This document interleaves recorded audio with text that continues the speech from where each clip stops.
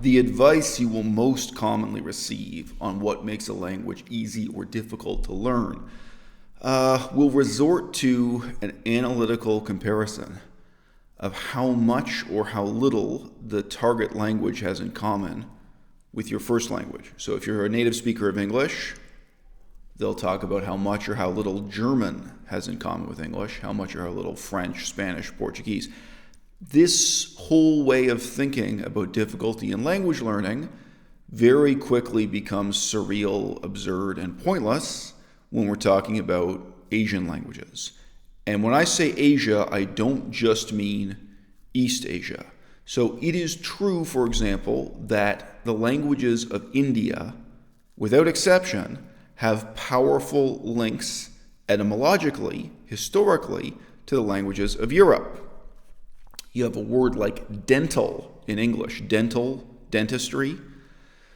Sanskrit and Pali both have danta, D-A-N-T-A, and this same word or same root of a word then appears with very slight phonetic differences in all the modern languages of India, including even, say, Tamil, Dravidian languages. They will still have these as loan words or what have you. This kind of vocabulary will have been incorporated into all the languages of India one way or another. That word danta, that we have as dental, it leapt across the ocean all the way to Cambodia, where it became tvia, right? Here's the problem. This is interesting and intellectually stimulating in a sense that in even Cambodian and Laotian, you have some words with some sort of common ancestry, linking them to Europe, linking them to Latin and Latin-related languages, but it doesn't make learning the language easier. If you are the kind of person who finds that fascinating and motivating, then it may make it more interesting. But more interesting is not easier. What we're talking about in this video is what is it that would make learning a language easier when we're looking at some of the most difficult languages to learn in the world, right? So there are two lines of approach I want to briefly describe in this video, and they both have nothing to do with the resemblance to English, or, if you're watching this, if your first language is Russian, this has nothing to do with the resemblance to Russian, okay? The first thing to really think about is phonetic distinctiveness in the language. So what I mean by this is how many phonetic distinctions there are within that language, within the target language, that lets you discern discrete words, that lets you identify unique words as unique when you are listening to the language, okay? And this also relates to how the language is actually spoken in practice, not the theory of how the language is written. So Cambodian has a tremendous variety of consonant sounds, vowel sounds, and combined consonant sounds and combined vowel sounds. All right? Chinese has none of this. Right? Chinese, you have very few vowel sounds, very few consonant sounds, and then the consonants don't combine to make more complex consonants. The vowels don't combine to make more complex vowels. Maybe there's one exception in Chinese to that. Generally speaking, Chinese is very phonetically limited. It's very phonetically poor. But if you listen to Chinese in practice, as it really is spoken in language parole, in praxis, it's even worse, because the Chinese themselves do not make use of the phonetic distinctions of the language that exist on paper. So, I was making a video recently, and I had my own voice, I had the computer voice, and then I had a clip from a Chinese movie. And even though they were speaking Chinese in the movie, so the word in question was xue, X-U-E. So I'm here over-pronouncing that, xue. Like, if the word were snow, xue, you could, we can over-pronounce it. The way the people in the movie actually pronounced that word sounded more like S-I-U. It's just xie, xie. Like, that's all this xie. They didn't even pronounce the X. In Chinese, X is different from S. They were really just pronouncing xie. That's all you got, right? So for your listening comprehension, you have to pick up on that one syllable. And it's not just that the syllable itself is brief, right? It's that it lacks phonetic distinctions from many other words that it possibly could be that your mind has to fill in, okay? Japanese has a related but different problem. Japanese, structurally and aesthetically, very much resembles Cree and Ojibwe, First Nations languages in Canada. So Cree, Ojibwe, and Japanese, they all have a pattern: consonant, vowel, consonant, vowel, consonant, vowel. So you almost never get a complex consonant, multiple consonants combining, complex vowels, multiple vowels combining, just a few vowel sounds, just a few consonant sounds. And then the words are long strings of these consonant vowel combinations. So again, mentally, you have to hear the whole word. You have to distinguish what is the ending of one word and what's the beginning of the next word. And that is purely in your imagination. That's purely in your discernment, right? In these types of languages, nobody tells you when one word ends, the next begins. So when you're listening to English right now, if you hear a word like running, you're just familiar enough with the structure of English. Okay, the ing sound will not be the beginning of the next word. That must be the ending of one word. And now I'm listening for the beginning of the next word. Very difficult to develop that with languages like Chinese, Cree, and Ojibwe, right? Very different challenge. Different from Chinese, but again, we're fundamentally dealing with a problem with phonetic distinctiveness, right? What you have to pick up on. And again, with Japanese, the difference between textbook Japanese, clearly pronounced Japanese for textbooks, and the way people actually mumble that language, it's mind-blowing. And they do mumble, they do underpronounce, under-enunciate. And one of the reasons for that is they don't want to sound imposing or arrogant. For them, it's polite for them to sort of underpronounce their own language. Very, very difficult for listening comprehension. Now, by contrast, I've mentioned Cambodian, so many distinct, sort of harsh, unique sounds. There are so many words where if you've learned it once and then you hear it from someone in any context, you'll immediately be able to recognize it. To my knowledge, I would say a language like Turkish, the Turkic languages are like this a fair bit too. If you want to know what makes language acquisition easier within the category of the hardest languages to learn in the world, this quality of being phonetically distinctive and phonetically mnemonic, where the moment you hear a word, you can identify it, you can remember it, because it's so phonetically unique. That's a quality that you could have in a language where the words are generally quite short. Cambodian, most words are short, not as brief as Chinese, but it's rare to get long words in Cambodian. In Japanese, the words are very long, so on. Turkish, the Turkic language is sort of intermediary. Many words are short, but some are medium length or long. I would say this is the one most fundamental thing that will help you as a foreigner develop listening comprehension. And listening comprehension is the one thing that the books, the hard work in isolation, can't help you with. It's really the biggest struggle outside of the classroom when you're away from the textbooks. It's the part of language acquisition you have the least control over, and that your efforts, your self-discipline, your brilliance even, your intelligence can help you with the least. So really keep that in mind, I think. And then the second category of what will make a language easier to learn or more difficult to learn is sociolinguistic. So based on what I've just told you, you would be able to guess that Cambodian is an easier language to learn than Laotian. If we're talking about the spoken language, I would say yes, Cambodian, so not including the aspect of the complexity of the writing system, I would say, okay, Cambodian has these advantages and is easier to learn than Laotian. However, the sociolinguistic attitude of the Cambodians is terrible. Their attitude towards their own language and how foreigners speak their language and differences of accent and intonation, how helpful they are or how punitive they are, is a huge issue. I didn't know this person personally. I was within 6 degrees of separation of a Korean girl who grew up in Canada, but she grew up speaking Korean with her own parents and grandparents. And when she went to Korea, people there insulted her and reviled her and called her retarded. Because she spoke Korean, but she didn't have the intonation quite correct. She didn't have the pronunciation quite correct. She grew up in Canada with kind of limited exposure to language. She didn't have it really accurate. And in one case, she went into a shop, I think it was a grocery store, to buy some food. And the owner of the grocery store beat her with a broom and chased her out of the shop. saying we don't want people like you in here. We don't want mentally disabled people, in whatever harsh term of Korean.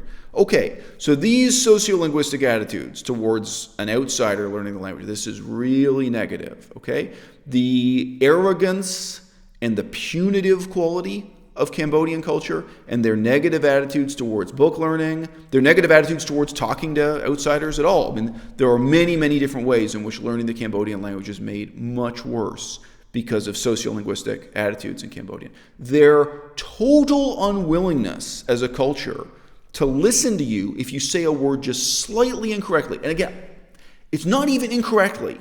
You say a word in a manner slightly different from the way their own family would say it. Because like Cambodia, there's some phonetic flexibility here. It's mind-blowing how awful it is learning Cambodian, dealing with other Cambodian people face-to-face there. They won't be helpful to you, and they won't think, oh, okay, you're saying that, you must mean this, and they won't help you and correct you. Now, for me as a native speaker of English, and I grew up in Toronto, which is full of immigrants from around the world. I have to be prepared to hear the way English is mispronounced, not just by new immigrants. But there's unbelievable phonetic diversity just within England, within the British Isles, really just within England. I was listening to a podcast the other day that had a guy from Northern England. Mind-blowing to me how he even simple words like "don't" was mind-blowing to me. I don't even want to don't know. He didn't, his pronunciation of the phonetic sequence, don't know. I was just like, wow. Anyone can understand this guy out of his small town in England, wherever he grew up, with this accent. We have to be prepared for tremendous flexibility and listening comprehension with English if you're a native English speaker. Some of these cultures, like Cambodian, they don't have that at all. And those sociolinguistic factors make it much, much, much more difficult to learn the language. Laos is next door to Cambodia. These are adjacent countries in Southeast Asia. Okay? But in Laos, they have something like 48 official ethnic minority languages. Maybe they've increased it to 52. They are extremely practiced at coping with hearing their own language spoken poorly, spoken with an accent, spoken across language and cultural barriers, even within their country. And they're really used to dialect difference and accent difference from people who speak Laotian from different backgrounds in that immediate area, right? To a wonderful extent. And they have very positive, very supportive attitudes towards, the small but so difficult to negotiate differences in pronunciation that you need to deal with face-to-face. I remember I was eating food once, and I refused to eat any more food, saying "po leo," okay, in Laos. So po leo. And a guy at the table, he wasn't mean, but he pointed out, he said, the way you're pronouncing that, it doesn't sound like you're saying, I have enough already. It sounds like you're saying, I am a father already. This is like the phonetic difference between like paw and like paw. Like there's like some incredibly small phonetic difference. But they were being helpful. They understood what I meant. They were able to guess. They were willing to make that effort to listen to you and figure out what you meant to say, even if you weren't quite saying it correctly. Specifically with Taiwan and Hong Kong, sociolinguistic attitudes towards learning Chinese are terrible. I don't want this video to be too long, so I'm not going to get into it. The sociolinguistic attitudes of Chinese people towards foreigners learning Chinese are abominable. They're awful. And frankly, you should resent it. And the attitudes of people who are bilingual, people who speak both English and Chinese here on the internet, are absolutely terrible. They're 0 out of 10. In fact, that one issue alone, the difference in sociolinguistic attitudes, that could be a reason to learn Japanese instead of Chinese, if you were picking between the two of them. Just as I said before, it certainly would be a powerful reason to learn Laotian rather than Cambodian. Now, China is a huge country. I'm not going to generalize too much about that because, I don't think sociolinguistic attitudes would be the same in Beijing as they are in Kunming, or in the Dongbei as they are in Tibet. I mean, there's this, huge diversity of places you could be living and working in China. However, I've got to tell you, all of the cases I'm familiar with within China, culture by culture, province by province, they're different degrees of bad and awful. Some are a little bit better, have a little bit more positive attitudes towards language learning. If you guys are having trouble visualizing what I'm talking about here, think about the famous attitude of the French. The French are changing now. The French are becoming less awful about their own language. But you know, the French in France, such bastards, such assholes, so punitive and cruel towards people who are making a sincere effort to learn their language and speak their language well. And of course, this partly comes out of colonialism. It's partly the way they treat North African immigrants, but it's the way they treat someone from Germany, from Canada, from America, anyone who's really trying to communicate in French. And they're just punitive and not helpful. It's like, oh, well, if you don't already speak French absolutely perfectly, they're going to treat you like garbage. And in general, Germans are not like that. Germans have basically okay attitudes towards learning their language. I think if you were learning a language like Danish or Czech or Norwegian, I think in those countries probably people would have very positive sociolinguistic attitudes. Partly they'd be happy that a foreigner is making the effort to learn their language. You'd have to see. I don't have that much experience with those other languages. I have been to the Czech Republic. Again, Greek, we were just in Greece recently, struggling to study and speak a little bit of Greek. This question of how supportive, how understanding sociolinguistic attitudes are, it's very, very, very important. And it also entails choices you can make as a language learner. You may not have the option to choose between learning Chinese versus Japanese, or to choose between learning Greek versus learning French, right? But you may be able to make a strategic decision of where you learn the language. So to give an example, if you choose to learn French in Quebec, Quebec is within Canada, totally different attitude towards learning French. Like the sociolinguistic attitudes, completely different from learning French in Paris or in the south of France or within continental France or what have you. And again, you could look at it département by département. You could look at all the overseas French territories and former colonies. Quite possibly, you could have a really positive experience learning French in Africa. All right? That's a totally different game. So likewise, with learning Chinese, if you're really aware of these factors, both the phonetic factor of how Chinese is really spoken and the sociolinguistic attitude, you could look carefully at all the different options of where to learn Chinese around the world. There are a lot of people who speak Chinese in California. I don't recommend learning Chinese in Los Angeles, but maybe whether you're looking at Singapore, Hong Kong, Taiwan, Dongbei within mainland China, the far north, the far south, the far east, the far west. When you look at it province by province and dialect by dialect, maybe you can make a more informed choice for how to make learning any of these extraordinarily difficult languages the easiest for you. Back when I was learning Japanese, I did that research, and I decided to learn Japanese in quite a small town in the far south of Japan, where I knew there wouldn't be foreigners, and I knew there wouldn't be hostile attitudes towards foreigners, where I thought I would encounter better sociolinguistic attitudes, even though the accent spoken there was very fundamentally different from the accent spoken in Tokyo on television and on the radio. Do the research, reap the rewards, make the decisions, live with the consequences. It is all up to you.